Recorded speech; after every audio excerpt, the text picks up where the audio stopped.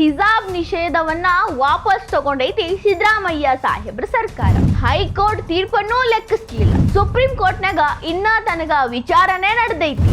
ಕೇಸರಿ ಶಾಲನ್ನ ನಿಷೇಧ ಮಾಡ್ತೀವಿ, ಹಿಜಾಬನ್ನ ಅಲೌ ಮಾಡ್ತೀವಿ. ಪ್ರತಿಯೊಬ್ಬರಿಗೂ ಧಾರ್ಮಿಕ ಹಕ್ಕ ಐತಿ. ಬಟ್ ಹಿಜಾಬ್ ಧಾರ್ಮಿಕತೆಯ ಭಾಗ ಅಂತ ಯಾರು ಹೇಳಿದ್ರಿ? ಮುಸ್ಲಿಮರ ಮುನಿಸನ್ನ ದೂರ ಮಾಡಾಕ ಕರ್ನಾಟಕ ಕಾಂಗ್ರೆಸ್ದು ಹೊಸ ಪ್ಲಾನ್.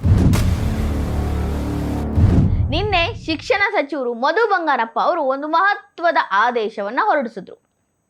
2022ರಾಗ ಬಿಜೆಪಿ ಹಿಜಾಬ್ ನಿಷೇಧ ಕಾಯ್ದೆಯನ್ನ ತಂದಿತ್ತು. ಶಾಲಾ ಕಾಲೇಜುಗಳೊಳಗ ಹಿಜಾಬ್ ಹಾಕೊಂಡು ಹೋಗೋ ಹಂಗಿಲ್ಲ, ಯಾವುದೇ ಧಾರ್ಮಿಕ ಆಚರಣೆಗಳು ಕ್ಲಾಸ್ ರೂಮ್ ಒಳಗೆ ನಡೆಯಂಗಿಲ್ಲ ಅಂತ ಹಿಜಾಬ್ ಮೇಲೆ ನಿರ್ಬಂಧ ಹೇರಿದ್ರು. ಆ ಒಂದು ಆದೇಶವನ್ನ ಈಗ ಈ ಕಾಂಗ್ರೆಸ್ ಸರ್ಕಾರ, ಸಿದ್ದರಾಮಯ್ಯ ಅವರ ಸರ್ಕಾರ ವಾಪಸ್ ತಗೊಂಡೈತಂತ. ಇನ್ನು ಮುಂದೆ ಶಾಲಾ ಕಾಲೇಜುಗಳಿಗೆ ಹಿಜಾಬ್ ಹಾಕೊಂಡು ಹೋಗಬಹುದಂತ. ಆದ್ರ ಕೇಸರಿ ಶಾಲ್ ಹಾಕೊಂಡು ನೀವು ಕಾಲೇಜ್ ಸ್ಕೂಲ್ ಗ್ರೌಂಡ್ ಒಳಗೂ ಬರೋ ಹಂಗಿಲ್ಲ. ಕೇಸರಿ ಶಾಲ್ ನಿರ್ಬಂಧ, ಬ್ಯಾನ್. ಆಕ್ಚುಲ್ ಆಗಿ ಈ ಹಿಜಾಬ್ ಕೇಸ್ ಏನೈತಲ್ಲ, ಶಾಲಾ ಕಾಲೇಜುಗಳಿಗೆ ಹಾಕೊಂಡು ಹೋಗ್ಬೇಕು ಹೋಗಬಾರ್ದು ಅನ್ನೋದು ಇಲ್ಲಿ ತನಕ, ಈಗ ನಾ ಮಾತಾಡೋ ತನಕ ಕೂಡ ಸುಪ್ರೀಂ ಕೋರ್ಟ್ ವರ್ಗ ಐತಿ. ಇನ್ನ ತನಕ ಸುಪ್ರೀಂ ಕೋರ್ಟ್ ಅಂತಿಮ ತೀರ್ಪನ್ನ ಹೇಳೇ ಇಲ್ಲ.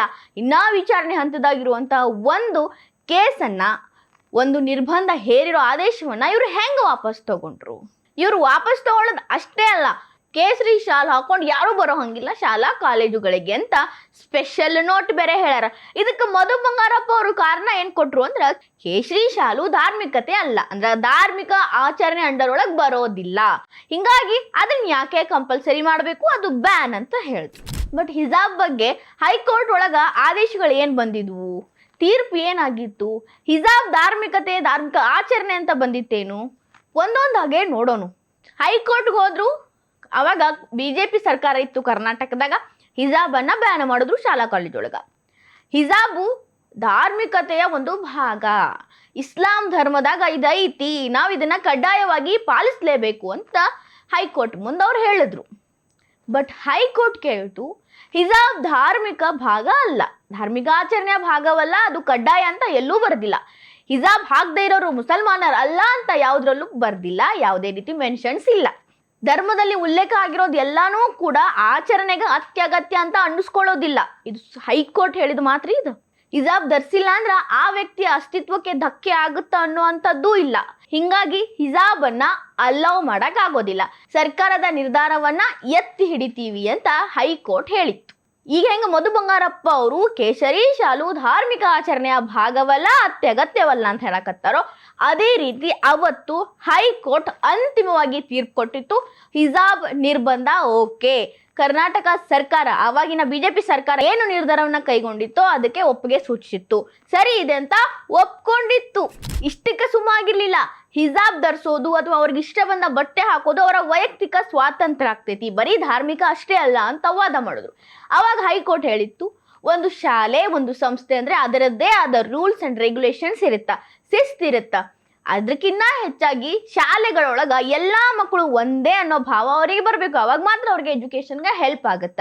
ಹಿಂಗಾಗಿ ಸಮವಸ್ತ್ರ ಕಾಯ್ದೆ ಅವರಿಗೆ ಅಪ್ಲೈ ಆಗ್ತೈತಿ. ಎಲ್ಲರೂ ಒಂದೇ ರೀತಿ ಬಟ್ಟೆ ಹಾಕಬೇಕು, ಯಾರೋ ಕೆಳಗೆ ಯಾರೋ ಮೇಲೆ ಅನ್ನೋ ಭಾವ ಬರಬಾರ್ದು ಅಂದ್ರ ಶಿಕ್ಷಣ ಸಂಸ್ಥೆಗಳಿಗೆ ಜವಾಬ್ದಾರಿ ಐತಿ, ಅವುಗಳ ರೂಲ್ಸ್ ಅನ್ನ ಅವೇ ಕ್ರಿಯೇಟ್ ಮಾಡ್ಕೊಂತಾವ. ಸೊ ಈಗ ಸಮವಸ್ತ್ರ ಕಾಯ್ದೆನ ಎತ್ತಿ ಹಿಡಿತೀವಿ. ಅಲ್ಲೂ ಕೂಡ ಹಿಜಾಬ್ ವಾದ ಕೆಳಗೆ ಬಿತ್ತು. ಹೈಕೋರ್ಟ್ ಬರೀ ಹಿಜಾಬ್ ಮಾತ್ರ ಹಾಕೊಂಡ್ ಬರಬಾರ್ದು ಅಂತ ಹೇಳಿಲ್ಲ, ಕೇಸರಿ ಶಾಲನ್ನು ಕೂಡ ಯಾರು ಹಾಕೊಂಡು ಬರೋ ಹಂಗಿಲ್ಲ.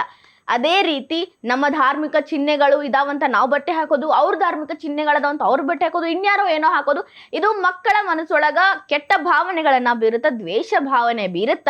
ಹಿಂಗಾಗಿ ಹಿಜಾಬ್ ಕೂಡ ಅಲೌವ್ ಇಲ್ಲ, ಯಾವುದೇ ಧರ್ಮದ ಚಿಹ್ನೆಗಳು ಕೂಡ ಅಲೌವ್ ಇಲ್ಲ ಅಂತ ಹೈಕೋರ್ಟ್ ಅವತ್ತೇ ಹೇಳಿ ಅಂತಿಮವಾಗಿ ಹಿಜಾಬನ್ನ ನಿಷೇಧ ಮಾಡಿತ್ತು. ಇಷ್ಟೆಲ್ಲ ಆದ್ಮೇಲೂ ಮತ್ತೆ ಸುಪ್ರೀಂ ಕೋರ್ಟ್ ತಗೊಂಡೋದ್ರು. ಇನ್ನ ತನಕ ಸುಪ್ರೀಂ ಕೋರ್ಟ್ ಒಳಗ ಇದು ನಡಿಯಾಕತ್ತೈತಿ ಕೇಸ.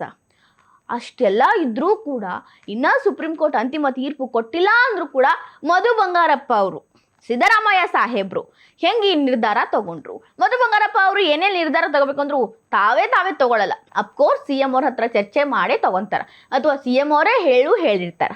ಇದು ಹೆಂಗಾಯ್ತ್ರಿ? ಕೇಸರಿ ಶಾಲು ಧಾರ್ಮಿಕ ಭಾಗ ಅಲ್ಲ, ಅದನ್ನ ಹಾಕೊಂಡು ಬರೋ ಹಂಗಿಲ್ಲ ಅಂತ ಹೇಳಿದ್ರ, ಹಿಜಾಬ್ ಕೂಡ ಧಾರ್ಮಿಕವಾದ ಭಾಗ ಅಲ್ಲ, ಅದನ್ನ ಹಾಕ್ಲೇಬೇಕು ಅನ್ನೋ ಅತ್ಯಗತ್ಯತೆ ಯಾವುದೇ ಗ್ರಂಥಗಳಲ್ಲಿ ಸಿಗೋದಿಲ್ಲ, ಇಸ್ಲಾಂ ಗ್ರಂಥಗಳಲ್ಲಿ ಸಿಗೋದಿಲ್ಲ ಅಂತ ಹೈಕೋರ್ಟ್ ಹೇಳಿತ್ತಪ್ಪ. ಇದರ ಬಗ್ಗೆ ಏನ್ ಹೇಳ್ತೀರಿ ನೀವು? ನಿಮ್ಮ ಮೂಗಿನೇರಕ ಮಾತಾಡಿದ್ರ ಹೈಕೋರ್ಟ್ ಆದೇಶ ಯಾರು ಪಾಲಿಸೋರು? ಈಗ ಸುಪ್ರೀಂ ಕೋರ್ಟ್ ಅಂತಿಮ ತೀರ್ಪು ಬಂದಿಲ್ಲ ಅಂದ್ರ ಇಲ್ಲಿ ತನಕನೂ ಹೈಕೋರ್ಟ್ ತೀರ್ಪೇ ಜಾರಿ ಒಳಗೈತಿ. ಅದನ್ನೂ ಕೂಡ ಲೆಕ್ಸಲ್ದ ನೀವು ಇದನ್ನ ವಾಪಸ್ ತಗೊಂಡಿವಿ ಅಂತ ಹೇಳಿ ಅದ್ರ ಜೊತೆಗೆ ಕೇಸರಿ ಶಾಲು ನಿಷೇಧ ಅಂತ ಹೇಳ್ತೀರಿ. ಇದು ಸಮಾಜವನ್ನ ಒಡೆಯೋ ಕೆಲಸ ಅಲ್ಲೇನ್ರಿ? ನೀವೇ ಡಿವೈಡ್ ಅಂಡ್ ರೂಲ್ ಮಾಡಕತ್ತಿಲ್ಲೇನ್ರಿ? ಇದ್ರ ಹಿಂದ ಬೇರೆ ಏನೂ ಇಲ್ರಿ. ಮೊನ್ನೆ ಅಷ್ಟೇ ದಾವಣಗೆರೆ ಉಪಚುನಾವಣೆ ಒಳಗ ಮುಸ್ಲಿಂ ಸಮುದಾಯದ ಮುನಿಸಿಗೆ ಕೋಪಕ್ಕೆ ಕಾಂಗ್ರೆಸ್ ಗುರಿಯಾಗಿತ್ತು. ಈಗ ಹೆಂಗರೆ ಮಾಡಿ ತ್ಯಾಪಿ ಹಚ್ಚಿ ಅವರನ್ನ ಸಮಾಧಾನ ಮಾಡಬೇಕು, ಅವರು ನಮ್ಮಂತೆ ಆಗಬೇಕು ಅಂತ ಮಾಡಬೇಕು. ಅದಕ್ಕಾಗಿ ಇಷ್ಟೆಲ್ಲ ಸರ್ಕಸ್ಗಳು. ಅವರನ್ನ ಸಮಾಧಾನ ಮಾಡಬೇಕು, ಅವರ ಮತಗಳು ನಮ್ಮತಿಕ ಬರಬೇಕು ಅನ್ನೋ ಹಂಗೆ ಮಾಡ್ಕೋಬೇಕು, ವೋಟ್ ಬ್ಯಾಂಕನ್ನು ಗಟ್ಟಿ ಮಾಡ್ಕೋಬೇಕು, ಹೆಂಗೆ ಮಾಡಬೇಕು, ಈ ರೀತಿಯ ಕೆಲಸಗಳಿಂದಾನೇ ಅದು ಗಟ್ಟಿಯಾಗತ್ತೆ ಅನ್ನೋದು ಸರ್ಕಾರದ ಪ್ಲಾನ್. ಕಾಂಗ್ರೆಸ್ ಬುದ್ಧಿನೇ ಇದು. ಹಿಜಾಬ್ ನಿಷೇಧ ವಾಪಸ್ ತಗೊಳಕತ್ತಿರೋದ್ರ ಹಿಂದಿನ ಸತ್ಯಾಂಶ ಇದೆ. ಸಿದ್ದರಾಮಯ್ಯ ಸಾಹೇಬ್ರೋ ಅಥವಾ ಮಧು ಬಂಗಾರಪ್ಪ ಅವರೋ ಯಾರಾದರೂ ಉತ್ತರ ಕೊಡ್ಲಿ, ಇದೇ ಕಾರಣ ಪಕ್ಕ ಐತಿ ನೋಡ್ರಿ. ಈಗ ಮುನ್ಸ್ಕೊಂಡಾರ ಅಪ್ಪಿ ತಪ್ಪಿ ಕಾಂಗ್ರೆಸ್ಸು ದಾವಣಗೆರೆ ಒಳಗೆ ಗೆದ್ದೈತಿ. ಒಂದು ವೇಳೆ ಮುಂದಿನ ದಿನದಾಗೂ ಇದೇ ರೀತಿ ಮುನಿಸು ಕಂಟಿನ್ಯೂ ಆದ್ರೆ ನಮಗ ದಿಕ್ಕಿಲ್ಲ. ಇನ್ನು ಮುಂಬರೋ 2 ವರ್ಷದಾಗ ಮತ್ತೆ ವಿಧಾನಸಭಾ ಎಲೆಕ್ಷನ್ ಬರ್ತೈತಿ. ಅವಾಗ ಏನು ಮಾಡೋದು? ಈಗಿಂದಾನೇ ಸ್ವಲ್ಪ ಬೆಣ್ಣೆ ಹಚ್ಕೋತ ಹೋಗೋನು ಅಂತ ಅವ್ರ ಮುಗಿಗೆ ತುಪ್ಪ ಸವರೋ ಕೆಲಸ ಕರ್ನಾಟಕ ಕಾಂಗ್ರೆಸ್ ಸರ್ಕಾರ ಮಾಡಾಕತ್ತೈತಿ.